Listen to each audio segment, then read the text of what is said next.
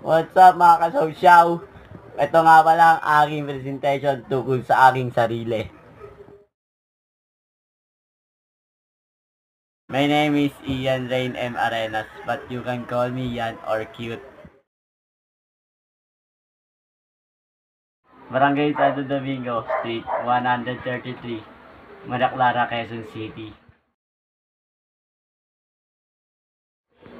I am 16 years old and I was born on February 23, 2009 in grade 11 Tobias. Basketball and playing Mobile Legends.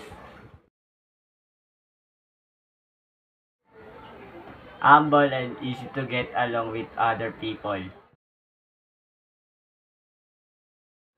My family and to make them proud. Chef because I love cooking and baking.